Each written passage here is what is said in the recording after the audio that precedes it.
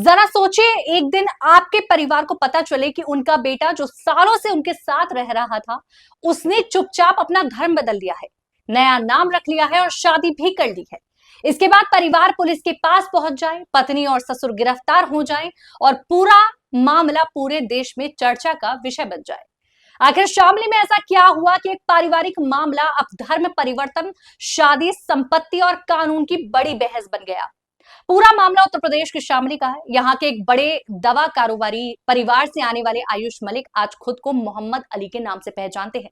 आयुष का कहना है कि उन्होंने अपनी मर्जी से इस्लाम धर्म अपनाया है और अपनी पसंद से निकाह किया। लेकिन दूसरी तरफ उनके पिता देवराज मलिक का आरोप है कि उनके बेटे को एक सुनियोजित साजिश के तहत फंसाया गया, उसका धर्म परिवर्तन कराया गया और उसके पीछे संपत्ति पर नजर थी।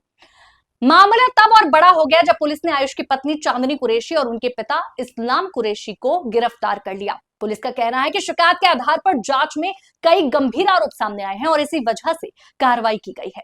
पुलिस का दावा है कि धर्म परिवर्तन और निकाह के पीछे एक साजिश हो सकती है, जिसकी जांच की जा रही है। लेकिन कहानी का दूसरा पक्ष भी उतना ही मजबूत नजर आता है। आयुष उर्फ मोहम्मद अली मीडिया के सामने आए और उन्होंने साफ कहा कि उन्होंने किसी दबाव, डर या लालच में धर्म नहीं बदला। उनका कहना है कि स्कूल के समय से ही उन्हें इस्लाम के बारे में जानने में दिलचस्पी थी और धीरे धीरे उन्होंने इस धर्म को अपनाने का फैसला किया।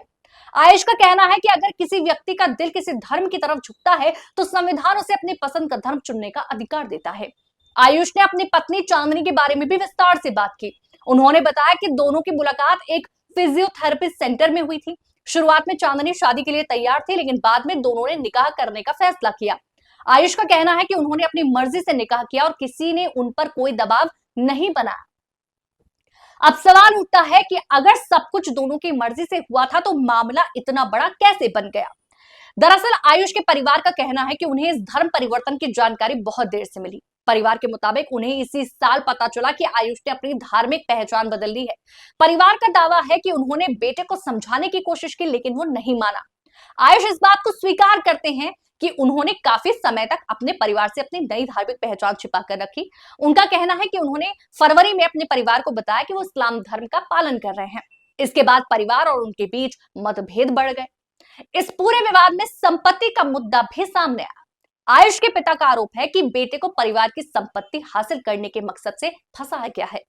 हालांकि आयुष इस आरोप को पूरी तरह खारिज करते हैं। उनका कहना है कि उनके नाम कोई बड़ी संपत्ति नहीं है और अगर जरूरत पड़े तो उनके पिता सारी संपत्ति उनकी मां और बहनों के नाम कर सकते हैं।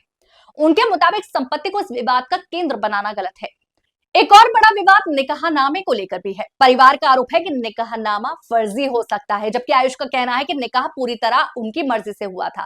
फिलहाल पुलिस इस दस्तावेज की भी जांच कर रही है और इसी जांच के बाद स्थिति ज्यादा साफ हो पाएगी। इस मामले में पुलिस ने भारतीय न्याय संहिता की कई धाराओं और उत्तर प्रदेश धर्म परिवर्तन कानून के तहत मुकदमा दर्ज किया है। इन धाराओं में धोखाधड़ी, जालसाजी, आपराधिक साजिश और कथित दबाव बनाकर फायदा लेने जैसे आरोप शामिल हैं। दूसरी तरफ अभी तक अदालत में इन आरोपों का अंतिम फैसला नहीं हुआ है और जांच जारी है। यहीं पर मामला सिर्फ एक परिवार का विवाद नहीं रह जाता। एक तरफ पुलिस और परिवार का दावा है कि धर्म परिवर्तन साजिश के तहत कराया गया, जबकि दूसरी तरफ आयुष लगातार कह रहे हैं कि उनका निजी और स्वेच्छा से लिया गया फैसला था। यही वजह है कि यह मामला पूरे प्रदेश में चर्चा का विषय बन गया है। अब सबसे बड़ा सवाल यही है कि क्या आयुष ने वास्तव में अपनी मर्जी से धर्म बदला था या फिर जैसा आरोप लगाया जा रहा है इसके पीछे कोई साजिश थी। इसका जवाब फिलहाल जांच और अदालत की प्रक्रिया के बाद ही सामने आएगा। लेकिन इतना तय है कि शामली का यह मामला आने वाले दिनों में भी सुर्खियों में बने रहने वाला है और हर किसी की नजर अब जांच के नतीजों पर टिकी हुई है।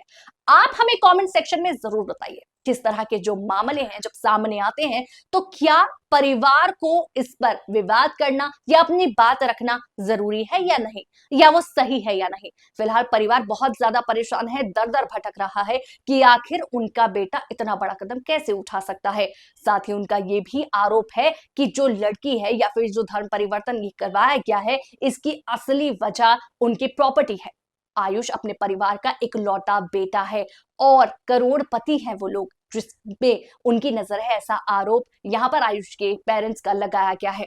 लेकिन सवाल एक और है, यहाँ पर सबसे बड़ी बात यह है कि जिस तरीके से आयुष का धर्म परिवर्तन हुआ, क्या वो नहीं जानता था कि उसके साथ क्या हो रहा है?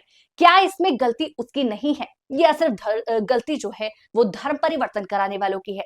आप हमें कमेंट सेक्शन में अपनी राय जरूर दीजिएगा।